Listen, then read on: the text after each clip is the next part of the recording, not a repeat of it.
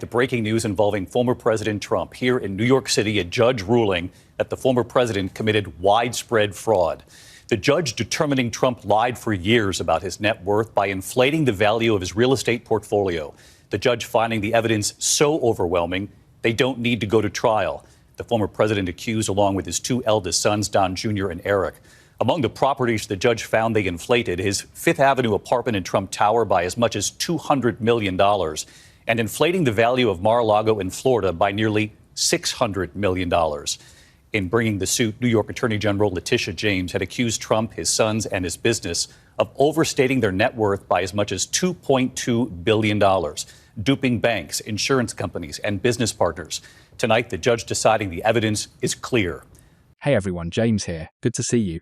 A federal judge just made it crystal clear Trump's prison time is now unavoidable. The judge flat out said no more tolerance for contempt and that incarceration is happening. Trump's lawyers got caught lying under oath about asset values, using the same playbook that already put his CFO behind bars. What prosecutors showed the court was absolutely brutal. Appraisers testified that properties Trump claimed were worth hundreds of millions were actually worth a tiny chunk of that. Emails revealed his legal team openly discussing how to pad the numbers to make Trump look way richer than he really was. And then came the game changer. Evidence showed Trump personally reviewed and approved those false statements before his lawyers ever filed them. Watch this explosive hearing and stick around for the full breakdown. And don't forget to subscribe. We're pushing for 100,000. Donald Trump's former CFO, Alan Weisselberg, pleading guilty to perjury. He now heads back to Rikers to serve time again. Here's Aaron Katursky. For almost 50 years, Alan Weisselberg was a trusted lieutenant of the Trump family. Tonight, for a second time, that loyalty is sending him to jail. Weisselberg pleaded guilty to perjury, admitting he lied during the New York Attorney General's investigation and trial of his former boss. The 76-year-old Weisselberg came to court today in handcuffs. He was released until April 10th, when he'll be sentenced to 5 months in jail. How do you feel?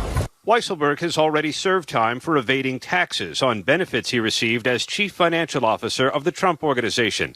This time, he lied about his role in affirming the size of Trump's Fifth Avenue penthouse. Trump's financial statement said it's 30,000 square feet, but the Attorney General showed Trump's signature on a document certifying it's a third that size, 11,000 square feet. That false valuation is part of the reason Trump was held liable for fraud and ordered to pay a nearly $500 million civil penalty. Weisselberg did not implicate Trump. He left the Trump Organization last year with a $2 million. This wasn't a bunch of lawyers making innocent mistakes or misreading complicated financial data. This was Trump personally running a coordinated fraud scheme to deceive a federal judge. He did it before, lying in that deposition. Weisselberg did it with the asset valuations.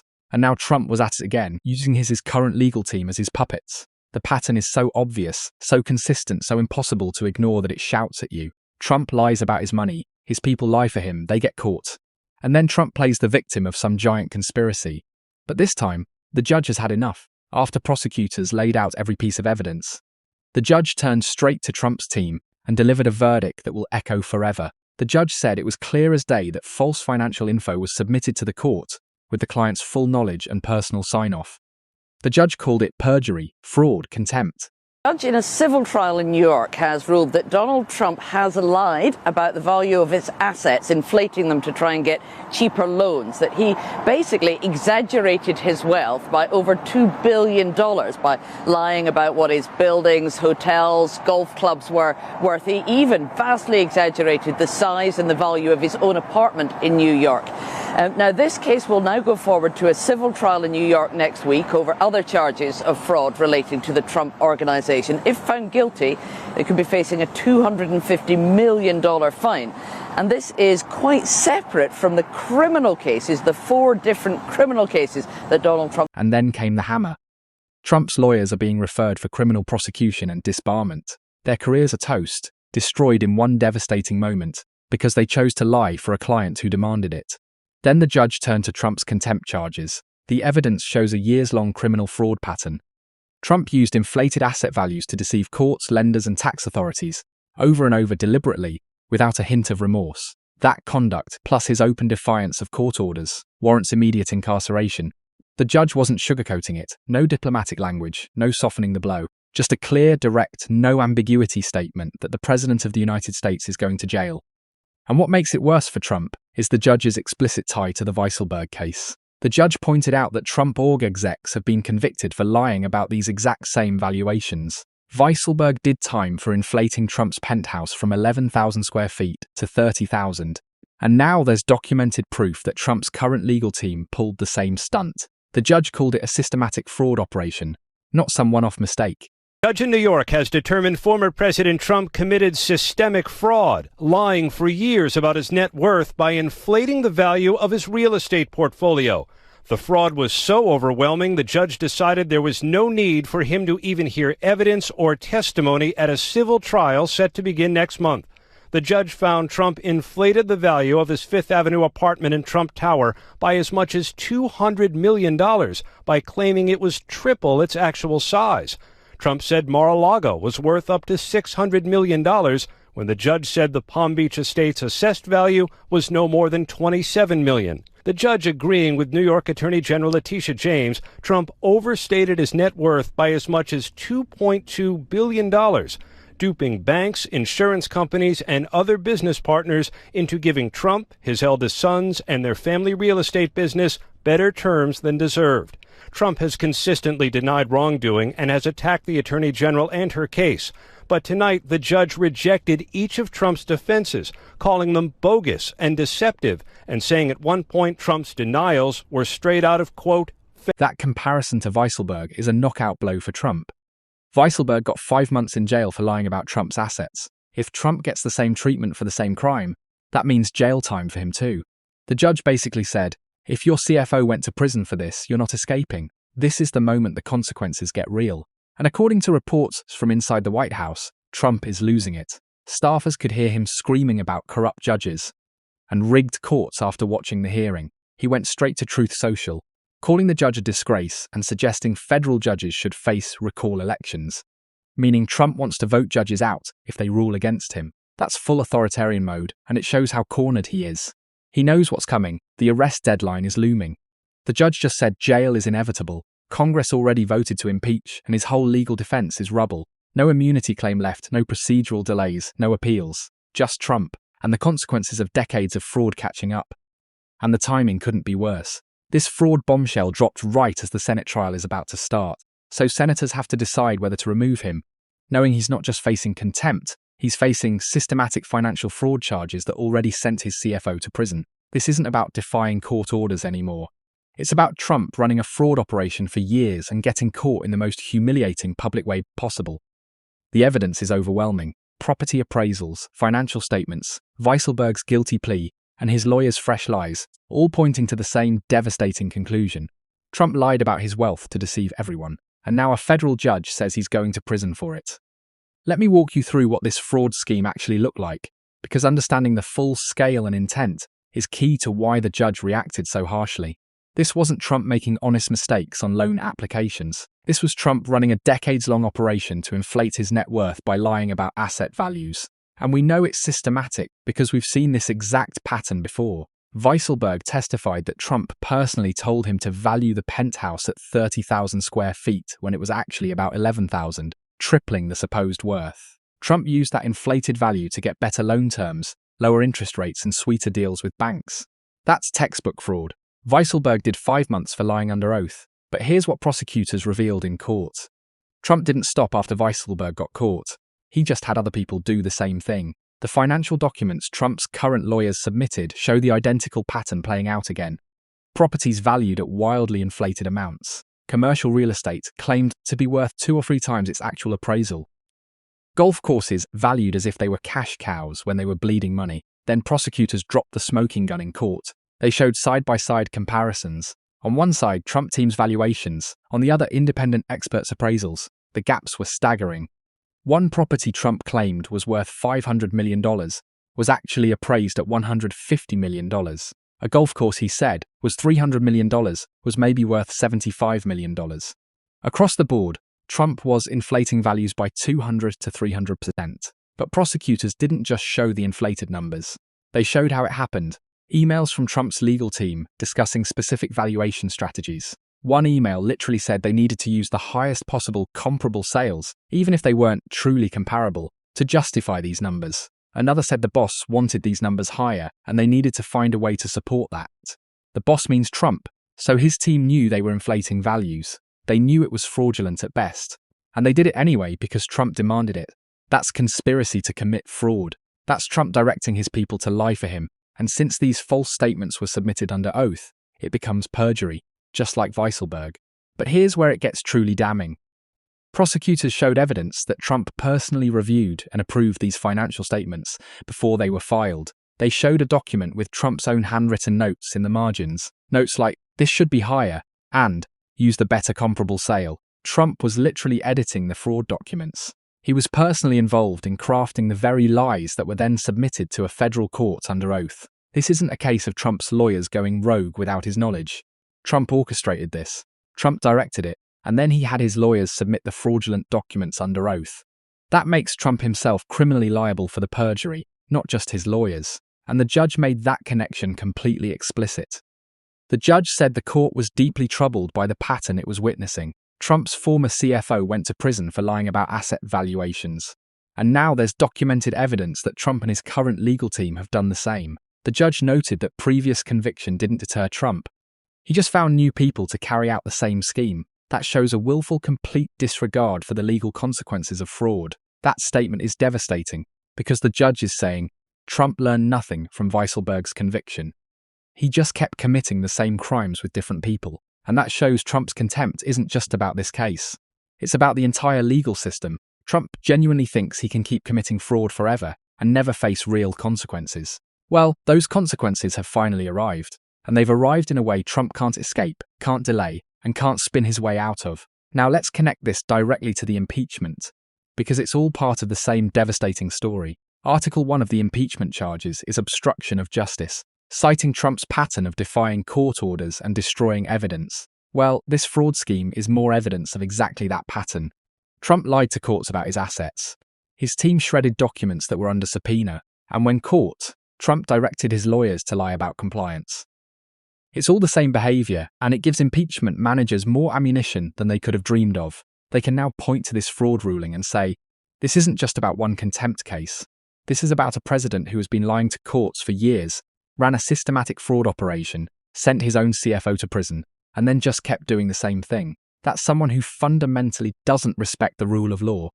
And that's someone who needs to be removed from office immediately. Now let me dig deeper into the Weisselberg connection, because it's crucial to understanding why this is so damning. Alan Weisselberg was Trump's right-hand man for decades. He knew where all the financial bodies were buried. And when he got caught lying about Trump's penthouse valuation, prosecutors offered him a deal, testify against Trump and they'd go easy. But Weisselberg refused. He took the fall and went to jail rather than flip. And Trump rewarded that loyalty by continuing to employ Weisselberg's family members at the Trump Organization. A clear message: stay loyal and I'll take care of you. Betray me and you're finished. But here's what that loyalty actually cost. By refusing to cooperate, Weisselberg made himself a convicted perjurer. And that conviction is now being used as direct evidence against Trump. Prosecutors can point to Weisselberg's guilty plea and say, we already proved this fraud happened. We already sent Trump's CFO to prison for it. And now Trump's current team is doing the exact same thing. That's not a coincidence. That's a pattern. And that pattern proves Trump was behind all of it. So by protecting Trump, Weisselberg actually made it easier to prosecute him later. And Trump was too arrogant to realize it. He thought he could keep running the same scheme with different people, and nobody would notice. But prosecutors noticed. And now Trump is paying the price for that extraordinary arrogance. Now let's talk about what this means for Trump's immediate legal situation.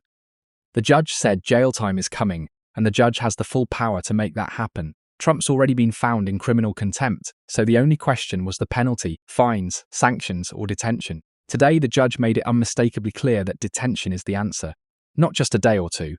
The judge talked about contempt of this magnitude requiring substantial incarceration. That means months, not days. We could be looking at Trump facing a jail sentence similar to Weisselberg's 5-month stint, or potentially longer, given that Trump is the principal actor, not merely an accomplice. And here's the critical thing. This is completely separate from the impeachment. Even if the Senate acquits Trump, this fraud case and contempt case will continue. The arrest warrant is still active. The judge's ruling still stands. Trump is still going to face prosecution and potential jail time, regardless of what happens politically. He can't escape this by surviving impeachment. The legal walls are closing in from multiple independent directions simultaneously, and there's simply no way out. But Trump isn't accepting reality. According to White House sources, Trump is still telling people he's going to beat this, that his lawyers will find some procedural loophole, that he can pardon himself if necessary. But none of that works. Every appeal has already been denied. Self-pardons don't apply to contempt of court because that's a judicial proceeding, not a federal crime. Trump is completely trapped, and the people around him know it. That's why so many staffers and lawyers are quietly looking for the exits. They don't want to be standing next to Trump when he finally gets arrested. They don't want to be permanently associated with the fraud, the lies, and the downfall. So Trump is becoming increasingly isolated, surrounded by yes-men and true believers who tell him what he wants to hear rather than the truth. And that isolation is making him more desperate and more dangerous by the hour. We're less than 24 hours from the arrest deadline and the start of the Senate impeachment trial. This is it. This is the moment when everything converges simultaneously. Trump is facing jail time for fraud and contempt. He's being impeached by the House with bipartisan support. The Senate trial starts immediately and could end with his removal. And Trump has barricaded himself in the White House, vowing to resist. We're on the absolute brink of the biggest constitutional crisis in American history, and nobody knows exactly how this resolves. Let me walk through what the next day or two looks like, because it's going to be absolute chaos. First, the arrest deadline. Trump has until a specific time to surrender to US Marshals. Based on everything we've seen, his Truth Social posts, his behavior, his statements to staff, Trump is not planning to surrender voluntarily. So when that deadline arrives and Trump hasn't shown up, US Marshals are going to have to execute the arrest warrant. That means going to wherever Trump is, probably the White House, and taking him into custody by force if necessary. How does that actually happen? We don't know. Is there a standoff? Do Secret Service agents step aside and let the marshals through? Does Trump lock himself in a room and force them to breach the door? Every possible scenario is completely unprecedented, and all of it happens while the Senate is literally conducting an impeachment trial simultaneously. Think about that. Senators could be watching live news coverage of federal agents attempting to arrest the president, while simultaneously voting on whether to remove him from office. It's surreal, it's chaotic, and it's going to be the most watched political moment in human history. Now, let me talk about the Senate trial, because the dynamics have shifted dramatically in the last 24 hours. Before the fraud ruling, the vote count was uncertain, maybe enough for conviction, but close. But now, after the judge explicitly said Trump is going to jail for the same fraud that sent Weisselberg to prison, that changes the calculation for some Republican senators. They can now vote to convict while saying they're not removing Trump for political reasons. They're removing him because he's a convicted fraudster facing imminent jail time. That's a much easier vote to defend to constituents, and that might actually tip the balance in the Senate, providing the political cover that some Republicans desperately need to finally break with Trump and vote for conviction. But here's what I think is the most likely scenario. The Senate votes to convict but falls just short of the number needed for removal. Trump survives impeachment by the thinnest possible margin, but he still faces arrest and prosecution. So technically he's still president, but he's also in custody, or under house arrest, or in some kind of legal limbo where he's president in name but can't actually govern because he's simultaneously dealing with criminal proceedings. That quasi-presidency would limp along until either the courts or Congress finally forces him out completely. There's another scenario that's possible. Trump physically resists arrest. In the chaos of that resistance, maybe violence breaks out. Maybe there's a confrontation between federal agents and Secret Service. Maybe Trump supporters storm the White House to defend him. Congress decides it can't wait for the trial to play out, invokes the constitutional provision allowing the vice president and cabinet to declare the president unable to discharge his duties. And in a scenario where Trump is literally barricaded in the White House, refusing to surrender to federal law enforcement, that argument writes itself. Vance becomes acting president. Trump is removed from power immediately. And the criminal proceedings continue against Trump as a private citizen. This scenario is less likely, but it's not impossible, and it would be the fastest path to ending this crisis. Now let me talk about Trump's base. Because they're not just going to sit back and watch this happen. Right-wing media is already calling this a coup, comparing it to a military overthrowing a democratically elected leader. And Trump's most fervent supporters genuinely believe it. So when the arrest happens, when Trump is taken into custody, there's going to be a reaction. Pro-Trump groups are already organizing protests, some of them armed, some talking about defending the president by any means necessary. Law enforcement is bracing for potential violence. The National Guard is on standby. Federal buildings are being reinforced. This is January 6th all over again. Except this time, it's not about stopping an election certification. It's about stopping a presidential arrest. And that makes it potentially even more volatile. But here's the thing. Trump's base is smaller than it used to be. His approval rating has collapsed even among Republicans. Support is eroding rapidly. So while there will definitely be protests and potentially some isolated violence, the massive nationwide uprising Trump wants and needs simply may not materialize. Most Americans are exhausted by Trump. They're tired of the chaos. They're tired of the drama. They just want it to be over. And a significant number of Trump supporters feel exactly the same way, even if they won't admit it publicly. Law enforcement is also far better prepared this time. They know what to expect. They have plans. They have resources. They have clear authority. So while there will absolutely be tension and genuine danger, the situation is unlikely to descend into total uncontrollable chaos. The arrest deadline is coming. The Senate trial is starting. And by this time next week, Trump will either be out of office and in custody, or he'll still be technically president, and American democracy will have failed its biggest test. Here's my prediction. Trump gets arrested, maybe not immediately, but within days. The impeachment trial happens but falls just short of conviction. Trump serves out his remaining time under house arrest or in some kind of restricted custody while facing multiple simultaneous criminal trials. And ultimately, he loses the next Republican primary to someone who emerges as the post-Trump candidate. Trump's era is ending, not with strength or dignity, but with fraud charges, arrest warrants, and impeachment trials. This is how it ends. Cornered, desperate, facing jail, and ultimately broken by the very legal system he spent years trying to destroy. So buckle up, because the next hours are going to be the wildest political moment of our lives. We're going to witness things we've never seen before. A president being arrested, a Senate trial with bipartisan conviction votes, possibly violence in the streets, possibly a constitutional crisis that paralyzes the government, or possibly everything resolves peacefully, and we emerge on the other side with our democracy bruised, but fundamentally intact. We don't know which it's going to be, but we're absolutely about to find out. You're watching James Reed. Hit subscribe and help us reach 100,000 subscribers, and drop your thoughts in the comments below.